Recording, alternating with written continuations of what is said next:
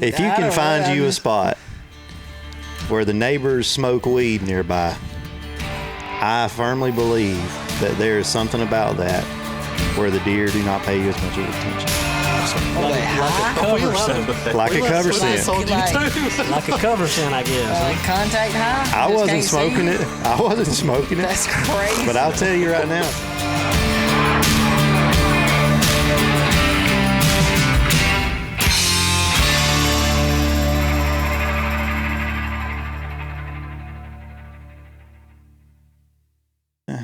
But there's some deer that just pick them out. Yeah, because it hasn't been like that way with all the deer that I get. I mean, the bucks that I killed. I haven't had that on a Spartan yet. Yeah, he ain't. I had it with wise. Do you hang them high? Really? Just, I mean, like normal. Normal. Well, it's come to a point where I feel like I have to hang it high now. Which we knew this before this year, but this year we learned more than ever not to even trust them cameras. Oh, Just get out there and go hunting. It don't matter what you got on camera. Yeah, it's ridiculous. I don't know how many times this buck skirted us. I mean, even when we were there, he skirted us. But I bet he come through every day. We just getting pictures of him about 2 or 3 times a week. But I bet he went by there every day. We just didn't get pictures of him. You'll see a doe just standing there, and you can pull a video of it. Then all of a sudden, right after she's just standing there, she takes off running, and he's right behind her, and the camera never takes a picture of her. Yeah. Yes, That's kind of like, we'll talk about that, though, with him, how many cameras we had out, and he was only on one of them. Really? Yeah. And remember what I said last time? I just need that picture once a week. That's right. Just let me know you're in the area. That's right. I don't need you every day. Once a month. Yeah, once a month sometimes. Absolutely. Yeah. So at that point, if you do have him once a week, what are you hunting? Just the week he died, pinch points? I had him 3 times on the Spartan. Yeah. Twice locked down with a doe, and once just cruising. And I told him that Friday he's going to die Saturday. Do you look for pinch points, or just somewhere that you know he's traveling? It'll be. You just want him in the area, and you sit somewhere. We really didn't know where he was at, but I put the Spartan out a month and a half before I even got him on camera. I just left it there because I knew he'd show up eventually, and then I got him like 6th or the 7th, and then he died the 17th. But he wasn't on his cameras, but he was coming by mine because mine was just kind of south of all them scrapes. So I was just wanting to catch anything scent checking those scrapes really that wasn't on his. Yeah. And I got a pile of bucks, and then he just showed up. Oh, okay. So that's interesting. So you were getting pictures of him checking the scrapes downwind. I put all my cameras downwind of his just in case something was scent checking. It was like a security type thing. Like we were Like if trying he to was narrow hunting- it down. If he was hunting, my cameras were there just to see if something got bumped or if it was checking downwind. So how did you find what gave you confidence in putting a camera out saying, I think he's going to be right here when he checks those scrapes? If you'd have seen this place. Was it obvious trails that he was using? No, there wasn't no sign. No. It was just thick. It was just a spot Really? you just kind of knew he was going to be there. If he walked through that area, he was coming right there. Now, look, nobody watches this podcast. You can tell the secrets. We just started back. All right. This is our moms. That's it. I don't want to give away the location. No, Where I'm not he asking you died to. Was probably 300 yards off the dirt road. Yeah. Okay. Maybe less. The only reason I'm asking is just for when I do scouting, because that's something that I ran into. All right, for me, it's hard to sit somewhere that I don't have a lot of history of seeing deer or some type of visual confirmation of deer traveling in that area. And there was a spot this year that I was hunting that toward the end of the season, I thought, I bet you that buck that I'm hunting is checking this scrape that all the small bucks will come to and does and hit it all throughout the day, but the big ones never come. And I just couldn't help but wonder, I really wonder if he's going to be downwind of this. Yeah. Because in my mind, I think he has to be checking it. He just doesn't feel like he has to come do the scrape himself. So the spot where the camera was, you kind of had where Dustin's cameras were at up top. And then you had these little fingers. It'd just be real thick, like head high bushes, growed up pines. Then you get this little finger, maybe 10 yards wide, that would go up there, and then it'd be thick again. Then you get another finger that goes up. So I was putting cameras at the base of these fingers where if they were scent checking for does, just draw a straight line across all those little sub fingers, and you're just pointing cameras up. hoping that they walk. That's what I was looking for. That's what I was looking for. Okay. But you get them coming down the fingers, but you also get them cutting next to it too. Just them being lazy. And to put this in perspective, what do we have, like 17, 18 cameras after one deer? Yeah. Just trying to like narrow down. Yeah. And he was only in one spot. So that's kind of wild. You know what I mean? So hold that thought, because we started this episode kind of like Joe Rogan, where they say, "Are we rolling? Oh, we're rolling." I was just about to ask that. Yeah, we're good. All the cameras are going. We're recording here. I'm just double checking myself. So we finally have another episode of the Outcast Hunting Podcast, and we're gonna run through. What did you remind me the name? Big Nasty. Big Nasty. All right, Big so we're going to Nasty. talk about Big Nasty that Noah killed. All right, so where we just left off, how long have y'all been hunting this deer? 2022, into 2022. Yeah. So we'll leave it at that. Yeah. Okay. All right. There's more to this piece, and you can cut it out if you want, but I'm just going to tell you, this land hadn't been public but like 4 years. Yeah. Like, it showed up on the map as something weird, and I got to digging and found out it was public land that had restrictions, like they couldn't cut it. It was just for wildlife purposes. And I told Dustin, I was like, man, we need to get in there and scout it, because I think we can hunt it. And sure enough, we found him. And then it showed up as public the next year, so we kind of got like a head start. Gotcha. Right. Yeah. You may cut that out, but I'll cut it out. there was like 15, Do you want me to cut it out? There was like 15 tracks that you could search, and you could pull them all up on Conecuh that didn't show up as public. Showed up as private, but they were public. Huh. That's pretty slick. Yeah. 15 acres to like 130 acres. Just random blocks all over the place. Gotcha. And Isa went walking. I bet. No kidding. So y'all share cameras. Oh, absolutely. Okay. So, I don't know. I kind of want to start from there. Like, when you first saw him, what did you, and y'all can, Chime in. yeah. I'll send you the videos like we had talked about. But when we first saw him, he was walking away on a spot that's got a nickname that I will not name because a few people know it by now. But he was walking away from the camera. And when I seen the rack, I was like, that is the largest surface area of air of a rack that I've seen down there. Oh, this is a giant, So we were pumped up about that for the next year. Even though he was only a 6-point at the time, we were like, we need to find this deer. And I went ahead and named him Big Nasty because of the area. Thick.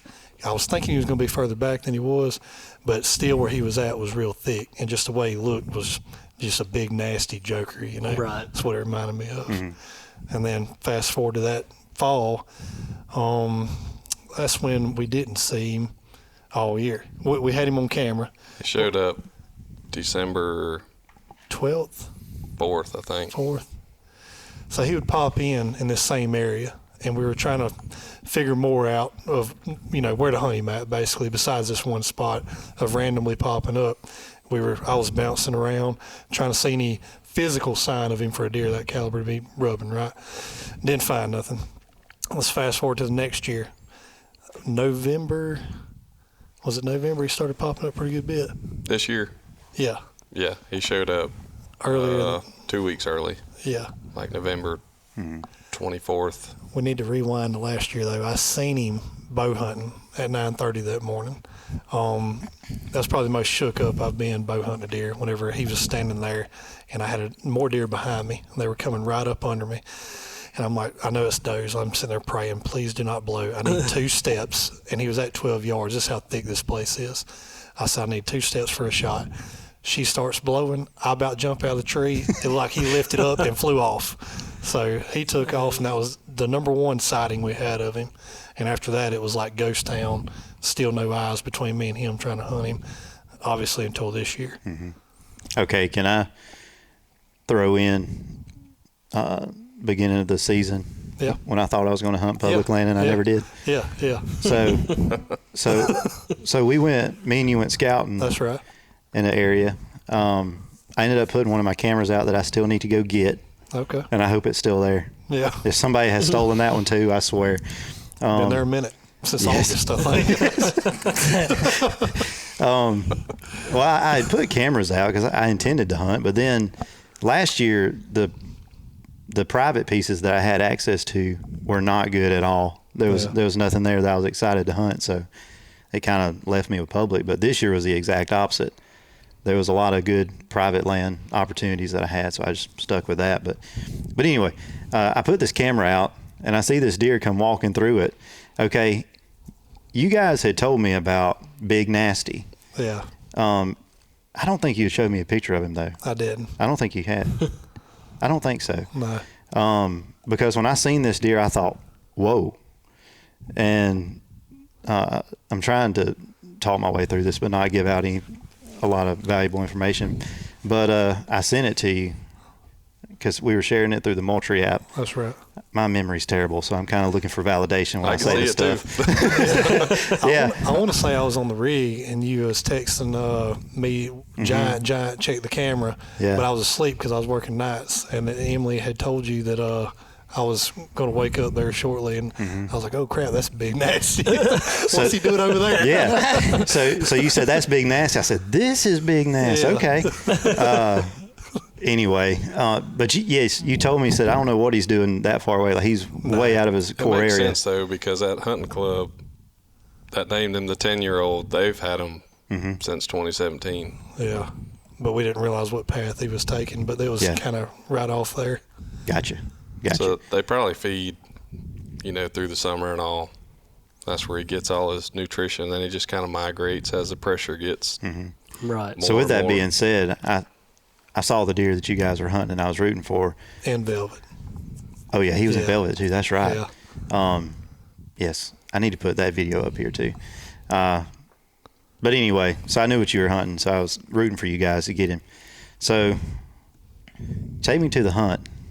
Before you get started, Taylor sent me a picture of Big Nasty, and you ain't got to worry about me getting after him because I'm like public land. So, but I threw my phone down and my cameras. I said, we ain't got nothing like that. So the heck with my deer. I said, man, that's a stud there. Yeah. But it's funny that a lot of people don't think that. I mean, there's a lot of good deer down there. There really is, but that we all know how it goes. Like you got the people that.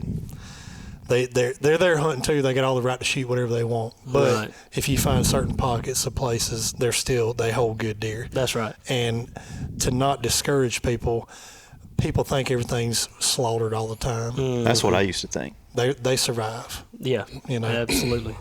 It really is amazing And that that's a deer. proven fact. Yes, That's right. That's amazing. Well, that's what I was going to say too. Is just like that deer at the end of the season when me and Talon was after him.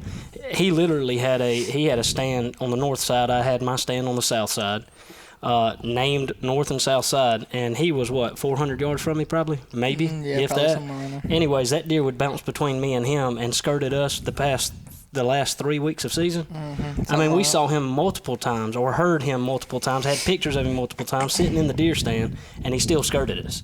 So, I mean, he had 2 people on him and still never got killed. So, I mean, just because there's people down there don't mean there's not studs One down time there. One time we went, and he seen him.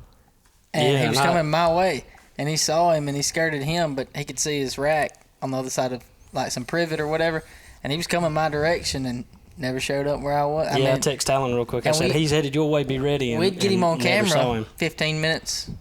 After he went through his, I'd get him 15 minutes later on mine. Yeah. That day, he just went, he was in between us and just stopped. Yeah, I mean, hunted hard, but my point is, just because there's people in there don't mean that a mature buck is not in that area just because there's a lot of people in there. You'd be surprised at how much they skirt people, and they know that there's pressure there, so they survive. That's kind of how it ended up. Us hunting them really was all the pressure. Just I don't know. We kind of devoted this year. We really didn't hunt them last year like we did this year because we pretty much took every camera we had, and we said this year he's either going to die or we're going to waste a whole season trying to kill him. Right.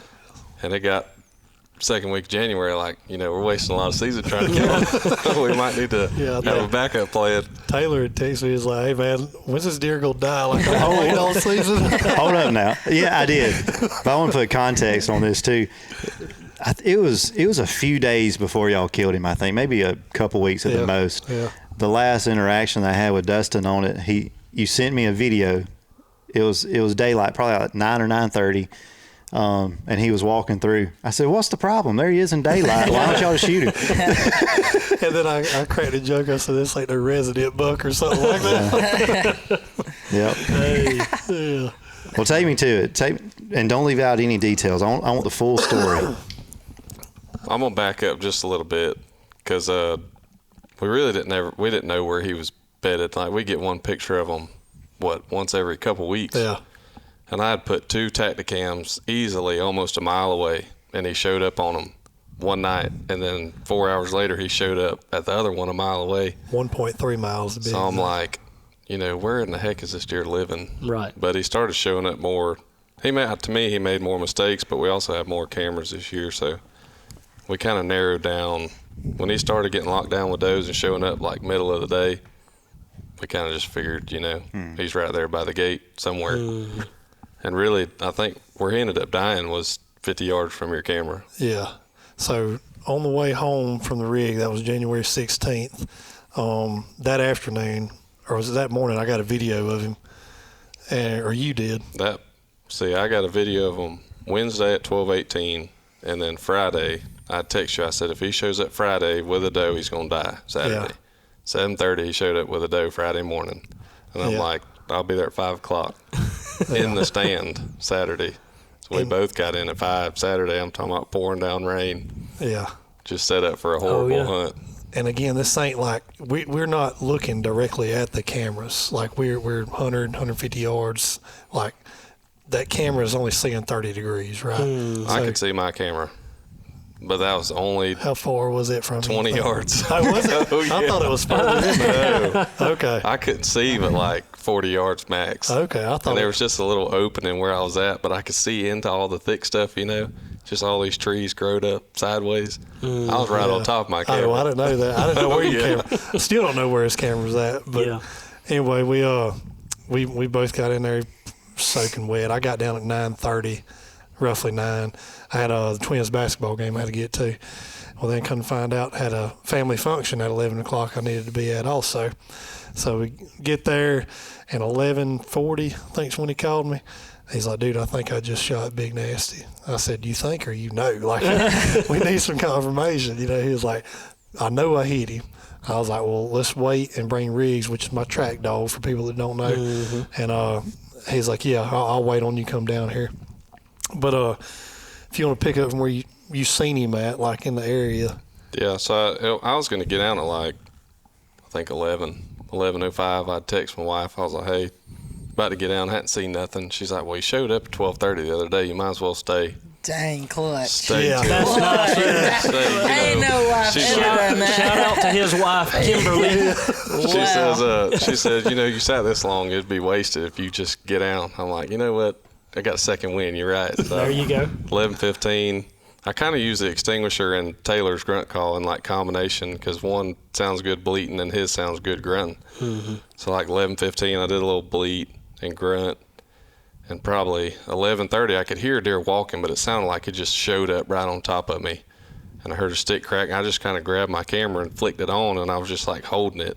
Well, it got quiet, so I just turned around, really, and I just seen him standing there in the woods at like 60 yards. Right. Tried to get my camera on, eventually just pushed the camera to the side because he was walking straight away, and I was, now or never, really. So shot him. I knew I hit him. He buckled, but I was pretty sure we were going to have to shoot him again. At 60 yards? Yeah. You're a good shot. It's pretty I mean, stout. Hey, listen. I want to know what he did at that far, that See, distance. he was wait. quartering hard, so I was trying to, rifle. Rifle. You were not using your bow? No. Never mind. Absolutely Never mind. not. Okay. I thought you were using your bow. Almost took He it. said he buckled. I was like, I ain't never seen no I deer almost buckle took the with bow, and he reminded me of that deer Maximus that I had in the swamp last day of season in Troy. It was probably mid-130s buck, and I had my bow. He was at 100 yards. So I was like, no, let's not replay that because it would have happened again. It Yeah, very well, much would have happened again. Especially as late in the season as it was. I was Yeah. about to say, I don't blame you a bit. No. So pretty much I just tried to line up his vitals, with that hind quarter. And when I shot he just buckled right there. I was like, I didn't see him run, but I thought he went this way, ended up going that way. Riggs bait him up in the pines, and we shot him again. Yeah. Right. And what's wild to this is when we bait him, then he finished him off. I got to looking around. I was like, man, where are we at? I kid you not, we were set up, was 150, 160 yards apart that morning, and he was in between us the whole time. Really? Yeah. But when I got to looking around, I was like, there's my tree I was in this morning. This is where we found him at. This is where it all started. So that was wild to me that where it ended, that's where it started at, the same exact place. It's funny, though, when, because I think you still had doubts that I had shot him. And we had Riggs, we're all sitting there, but we can't see nothing. And Riggs is barking like from here to the wall. And all of a sudden, this deer gets up, and you just see Rack, and Dustin's like, is he there? So it was really thick then. I yeah. mean, if you can't see from here to the wall to tell if there's a deer there or not, we're talking about I think I was thick. as close from that tripod to the chair whenever I shot him. Yeah. Really, yeah. Like, he just stood up and was like, his dog's genius because he'll just run off and let you shoot. Right. But if I didn't know where he was and I couldn't see, so I didn't want to kill his dog, But he would come back and bark, and then he'd run off again. Right. Well, letting you shoot. So Dang, that's impressive. Yeah, he's slick. I don't know nothing about this deer as much as Taylor does because y'all hunt public land and y'all keep up with each other more than me with you guys. But so I'm gonna ask. Who named? So y'all said, I heard y'all a while ago say that a hunting club named this deer the 10-year-old buck This year. Yes, they up his year every year. Okay. Like the older he got. Right. So that was my question coming into this was, did you guys have pictures of this deer of 10 years or just going of this off deer? what they said. Okay. Yeah. We've got, 4? Yeah. Yeah. Which we had figured him to be. I thought he was 5 or 6 maybe when we got him. Mm-hmm. Yeah. Just because he was so It was big. obvious he's old as dirt. I mean, but that's what I wanted to know. I wanted to know how exactly did we know if he was 10 or not or what. But so this deer was a traveler. Oh, yeah. Yeah. He was not a homebody kind of deer. He was a goer. Till right at the end of season. Okay. From where your camera was to where he died was probably over a mile. Really? That's insane. Yeah. So this deer, which probably is what kept him alive all them years too. I mean, people knew he was in this certain spot. And I'll be honest with you, a lot of hunters see a deer in a certain spot and they stick to that spot. They don't go anywhere else. And that's probably that's what kept him alive for so long is we're seeing him here, so we're going to hunt here. And he's nowhere, he could be a mile or 2 miles away from where you're actually at and where you saw him last. Yeah. And y'all just happen to be in the thick area he wanted to be. If people knew the amount of time and effort that went into actually finding where this deer was at, I was hunting in places I've never been in. Right. Like just trying to find him. I'm talking 4 and 5 miles away from what happened last year with that 8. I almost said the name of the place. But that 8 point, I done ventured off that far to see if he's down here, down this river, down this waterway. And I'm talking about days. I was sending him tracks. Man, I didn't see anything I thought that could be him. You know what I mean? So we just kept going back to ground zero and just trying to branch out from that. Right. So with this deer, was there any sign or anything that specifically said this is the deer we're after, or was it just camera pictures every now and then? I didn't ever find any sign, really. No, he wasn't like an aggressive. I wanted him to be aggressive, but I don't think he was an aggressive deer. But when we were tracking where he shot at, I seen a lot of sign right there, but there's also multiple bucks in the area also. Right. But some of it like it could have been him.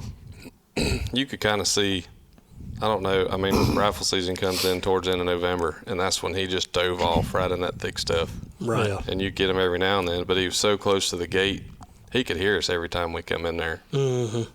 Like easily, probably within 150 yards of the gate. Yeah. Wow. I'm not sure that deer that we were after couldn't hear us going in, but so this deer, you guys, y'all hunt a lot. Well, I'll be 100% honest with you. Y'all hunt public land. That's a lot harder than what me and Talon do. We know what deer we have on the property most of the time, and then if we don't know what deer we have, our neighbors are letting us know. I got a picture of this one. Oh, well, crap, that's the one I'm after too. But you guys are down there where a lot of people keep a lot of secrets. Yeah. I mean, let's just be honest. That's just what happens. So if a deer like that is found down there, if somebody else saw it, they're going to keep it quiet. They may walk in on you, but they're going to keep it quiet. But you guys hunt a lot like we do. as far as the thick. Because I heard you the other day make a comment on social media about. You heard him? Yeah, I made a story, Facebook Really? story. Yeah. Dang. My fault. I was trying to be slick. This guy. My fault. Anyways, but I heard you talk about being in the thickest area you don't have to see a long ways. And I've always thought that too I hadn't always thought that way. I always thought I want to see as far as I can. But I think in one of our podcasts about one of our deer that we killed, but getting off in that thick stuff and not being able to see, sometimes not even be able to see 20 yards. You feel like you're wasting your time. I'll be honest with you, but that's where your biggest bucks are, and you may go 8 to 10, maybe even 20 days without seeing anything. But a lot of times when you do see something, it's worth shooting, and that's what I like about it. And some people want to see a big group of deer, and they want to see deer every time they go. But I'm fine with hunting quality and just sitting in that thick stuff. And what I do see is probably going to be worth shooting rather than, seeing 25 does come out or come by you in a day's time. Yeah. But when I heard you say that, I was like, yeah, I agree with that 100%. Yeah. In the thick stuff's where you're going to find them. So that's the one deer I seen that day, which I think that was the second time I hunted in there. Yeah. I'd hunted there the weekend before and had a little half rack come, 5 yards or so. Right. But there just wasn't a lot of deer that moved through there, and I think that's why he felt comfortable in there. Mm-hmm. What kind of grunt call did you say that you were using when you killed that deer? Oh, here we go. Let's hear the bleat real quick so he can compare it to his. Nah, I said do that. I will say that it's a pretty good call you make. I'll be 100% honest with you. Sounds really good. It's a good, it I does. use Woodhaven.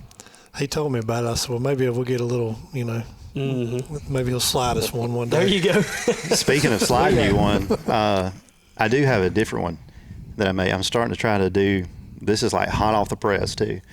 Turkey calling. Okay, I don't know what the proper name for this is, but it's a type of tube call. There's a lot of videos where people make them out of old 35 millimeter film canisters. Yeah, it's a tube call with latex over it. There you go. I brought y'all one. Oh, did you really? Yeah. I didn't make them one though. So. Okay. That's crazy. I don't even have a grunt call by this guy. No, I'm kidding. I brought him one too.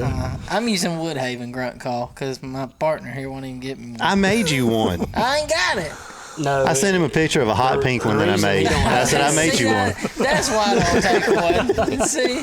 Hey, I would have took a hot pink one. But back on the story of Big Nasty. So, tell me. We've been pointing at this deer the whole time because it's just out of shot. I say we hold him up. See what's going on here. All right, so I don't know how good you can see the deer on the camera or how good his mass is or whatever. But a while ago when we first came in, we held him up to one of our deer, and it was one of our better deer. It wasn't over to the right here. But that deer, his mass and his everything pretty much just swallows it. So it's hard to see exactly until you're holding it in your hands, but it's a great deer.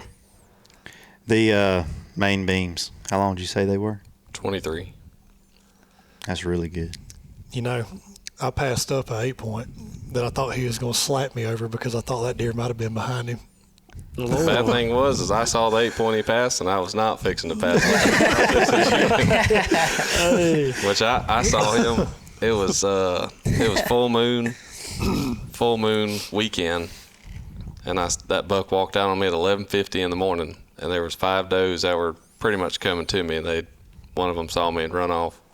But otherwise, that deer probably would have been dead. Yeah, man, the amount of bucks I did see, like hunting that one deer, like I did not kill a buck this year, but I'm happy knowing that I got plenty for next year. You know what I mean? Well, Yeah. You killed 3 within a 2-week span last year, it seemed like. So 5 days. You'll be okay. Yeah. So y'all dedicated your whole season to this deer. Absolutely. See another deer, see another mature deer, Yeah. and still said, no, I'm after Big Nasty. Yeah. That's pretty dedicated there. Now, after he went down, we went to his son. Yeah. And I seen him, but he, what I call gap shot me.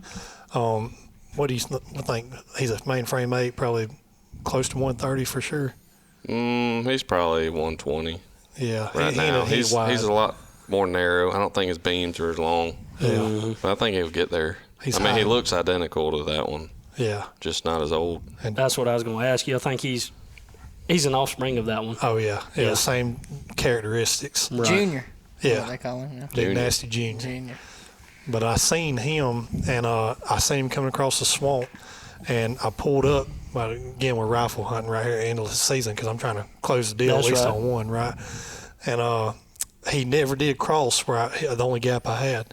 So when I pulled down, he walked right across the only gap I had to shoot, and I was like, God almighty, I should have just stayed sniper, you know? That's right. Yeah. Waited on him to walk in. Same thing that deer did to me that day. He shot the gap to me, and I told him, I said, hey, he's headed your way, but that's exactly what happened to me. Yeah. A doe come by, then that deer come by, and I just didn't have time to get on him. And he was in privet too, but if I could have got on him, I could have shot through it and killed him, but he just shot that gap, and the gap wasn't probably 4 yards wide. And I saw him go across, and I saw it. I knew immediately it was him when I saw him, but when this, what you got, Taylor? You got any questions on this deer?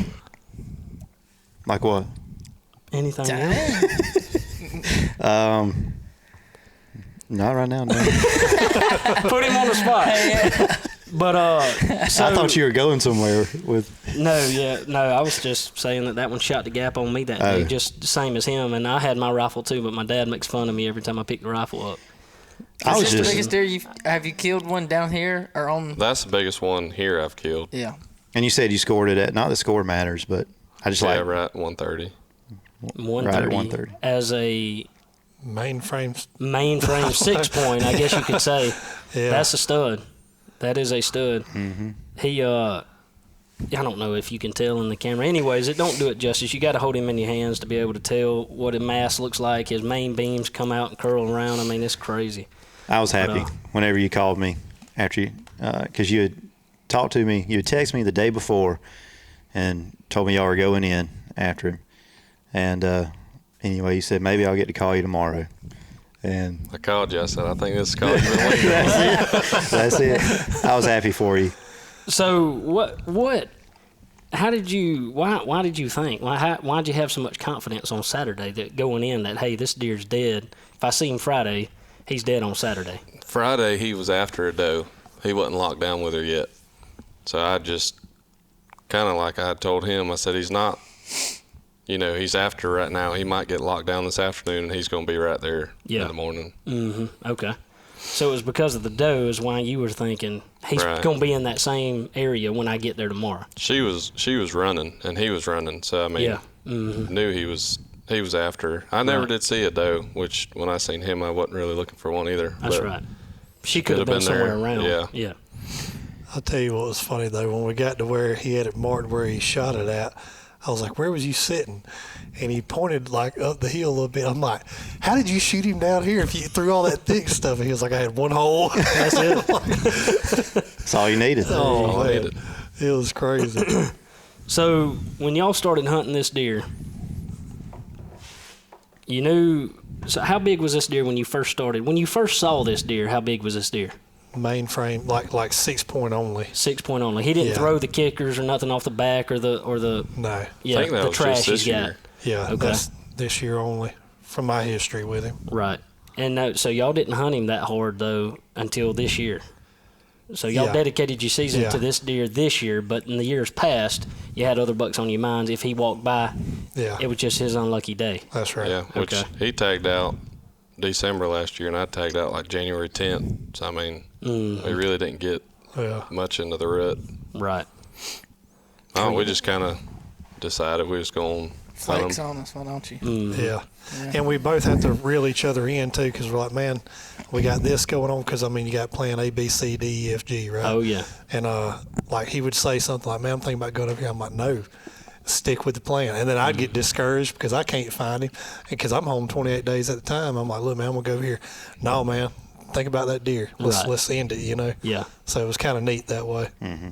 Which I told him I'd got one of my dad's old rifles right before season come in, and I told him if I kill him, I'm going to kill him with that. Mm-hmm. And that's pretty much what made me not take the bow, really, in the back of my mind. Was just knowing killing him with that would have meant a lot more than the bow, really. That's right. Mm-hmm. That's right. Well, we get hung up on the bows and the guns and the stuff like that, but, every hunt has its own it can be hard even with a gun. I mean, a lot of times we say, well, I shot him with a gun, and the first thoughts that comes to mind to a bow hunter is, well, he shot him out in the middle of a food plot at 100 yards. Who can't do that? Yeah. But you guys were hunting in thick stuff. Like you said, you had a hole at 60 yards that you could shoot him through. So just because you're hunting with a gun, don't make it a non-challenging hunt. You know what I mean? So, but I get caught up on that myself. I think, Talon don't have a problem with it. If he had a bazooka, he'd shoot that. Yeah, sure would. Throw a grenade out there. But I look at it as having several different tools for whatever the situation calls for. Yeah. That's my thoughts. Right. But so what you got planned for next year? I know you said that he has some offspring that you're after. Is there any others beside that one? Are you going to limit yourself to one deer next year? Hope not. We got Illinois next year. Yeah. We have a spot that we thought was going to be pretty productive this year was not, and we didn't ever hear about any of the deer dying. So hopefully they're still alive. Mm-hmm. So now y'all did go out of state this year, though. I was at work. I didn't get to go. He did. Okay. Yeah, we went to Indiana. Okay. Yeah. I killed one. My brother killed one. Brent and Jarrett killed one. Y'all deal with the outfitter, or y'all do public land? No, we just did public land. Was it 5 out of 7 killed?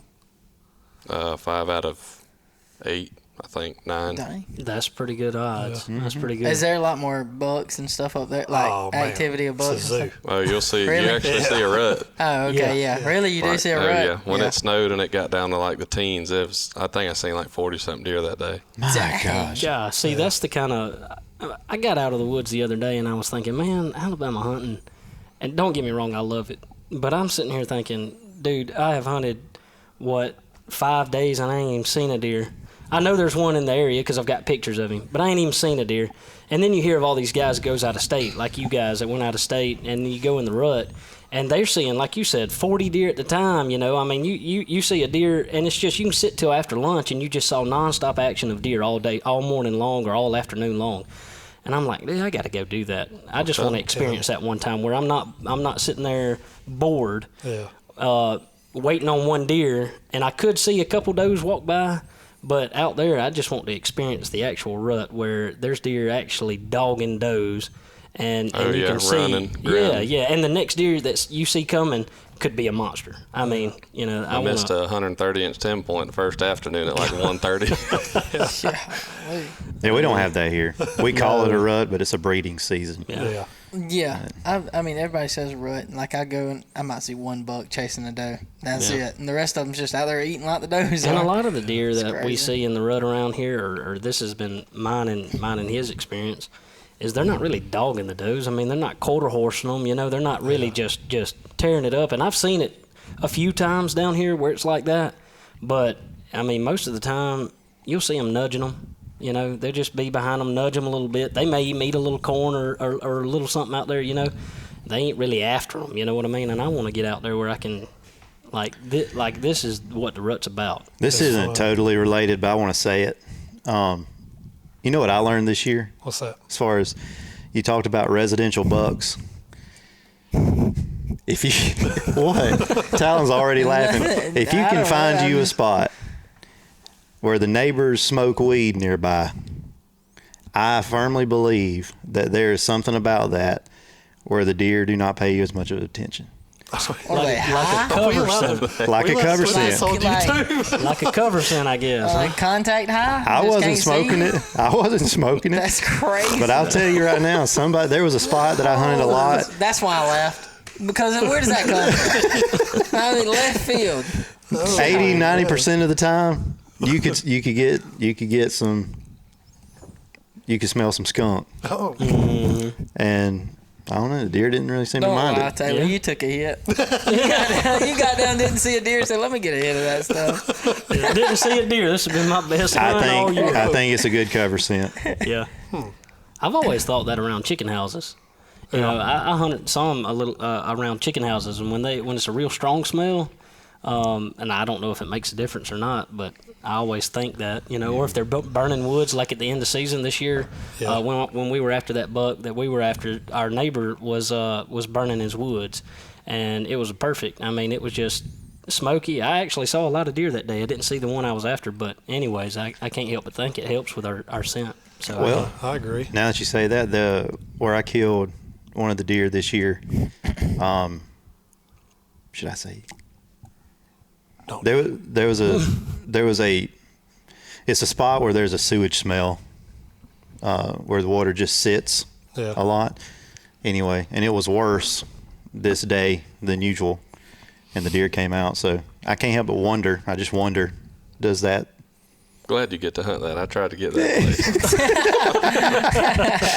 That was a hard no. While we're on the learning thing, I got one for y'all that I told him about. What do y'all think is the slickest animal in the woods down here where we live? The slickest, sneakiest thing, in your opinion? What do you mean, sneakiest thing? Like Like a sneaky snake? A furred animal. It's got fur hair. Yeah. It's sneaky. Wild animal. What is it? I don't know. I don't know. In my opinion, a bobcat. Oh yeah. So how many times have y'all heard or seen a bobcat and then a buck in that same area? Well, Well, yeah. actually, pretty often. Yeah. We have. To be honest with you, We have. now that you mention it, I've never thought about it like that. But every time I've had a bobcat on camera, usually I have decent bucks on camera too in that same area. Actually, every place we hunt has one bobcat there, and they have bucks there. The ones the bucks we were after, there's a bobcat that hangs On out every around camera there. we've got with good bucks on it, there's a bobcat on that camera too. So I heard this years ago from a man that's no longer with us, and ever since he told me that, it has been validated year after year. Funny story, a good friend of I think all of ours does drone census, deer herd census. He posted a picture, and there was a bobcat laying like 40 yards from a buck that was bedded down. Really? Yeah. So Really? there's Like- proof right there. Okay, so I'm surprised because when you said that, I was thinking to a point during this hunting season where on trail cameras, I had a bobcat, and then it's like everything kind of went silent for 2 or 3 days. And I was thinking that the deer were scared of it, and that pushed them out. Yeah. But in this situation, It's that more buck, of like the habitat supports the bobcat a big buck can live in. Yeah. gotcha. And I think if that bobcat is walking through there with no worries, a big buck will do that also. Wow. Makes sense. Yeah, seriously though, we hunt like 3 different places, and every place has a bobcat, and we got a buck that we'd shoot at every one of the places. Yeah, it's kind of crazy. Well, we are. This is the first time that we've run the podcast purely on batteries, so I hope the cameras are still on. Yeah. And I think we better go ahead and end it before they do die. Is there anything that you left out that we should Have you ever mention? got a porcupine on camera? No. I got one this year, first time. First time. Wait a minute. An African porcupine. Yeah, sure He did. called me on my way to work one morning. He says, dude, we Sure got a did. porcupine down there. He I said, said- "There ain't no way a porcupine." Okay, a porcupine from, You're gonna have to okay. send this to me to put in the video because people are not gonna Yeah, believe I you. will. I'll Hey, send it. 100% African porcupine. Yeah. And this How is- funny would it this be is if it was somebody's house 100%. cat? That'd be- Yeah. This is 100% It's a not. porcupine. He's as big. He's as big as that toad over there. Yeah, he's that size. And here's the deal, and I'll go ahead and this is going to give away where we hunt, but the heck with it, you know. Yeah, I don't care. You go in detail enough, people already know. Yeah, they do. Chase has already called us out on that. He's like, don't tell us on the side of so-and-so road, where he said, I know Jess is- exactly where you stand. Jess Ty." is like, you get out of the truck, you go about 30 yards down there, you'll see this big white oak tree. Currently, the people that own the porcupine are down there right now. I got a Trying whole to catch picture it. of their entire family today. Yeah. I was down there trying to catch the porcupine. What do, 100%. walking this thing on a leash or So what? what the deal is where we've been hunting at, there's a zoo. And it's like a petting zoo kind of thing where kids can go to. Everybody's like, I know exactly where they're at. Yeah, how you pet a Anyways, porcupine, I have no idea. But anyways, as soon as he messaged me and Dad and said, hey, I got a dang African porcupine down here on our camera. And the deer, they just eat right beside it, so they don't care about it. But Like a anyways, big raccoon on the first thought steroids. was, I guarantee it got loose from that zoo, and that's what had happened. It got loose, and That makes more zoo sense now. That zoo's probably what 800 About a half a mile away. So that joker has traveled. But he got to our spot and just kind of camped out. So they're down there with a big cage trying to catch it right now. So we get pictures of them every day trying to catch that. If I step on that son of a gun walking out of there, that's what I was scared of. Walking out at night and he's in there or something. He kind of ruined the end of our season. We had some decent bucks in there that we were after, but when we got that porcupine, I was like, I bet that thing cost a lot of money. We probably need to let these people know they're porcupines down here in the spot. But yeah, that was nuts there. Now that we've shared that information, we're going to have somebody go shoot a porcupine like somebody shot a zebra that time. Ain't no zebra safe in the county. I thought about it. I told Jansen, I was like, well, we had that bobcat down there. I was like, that bobcat might get after that porcupine.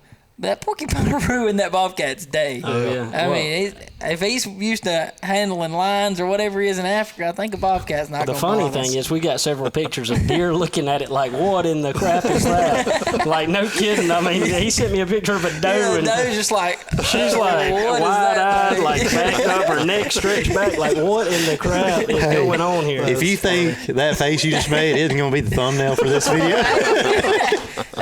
Seriously though, she was like, and she just like eased off. She was like, nervous, boy. No, like, thank you. I don't know about this, but yeah, sure enough, that was crazy. Anyways, you can go ahead.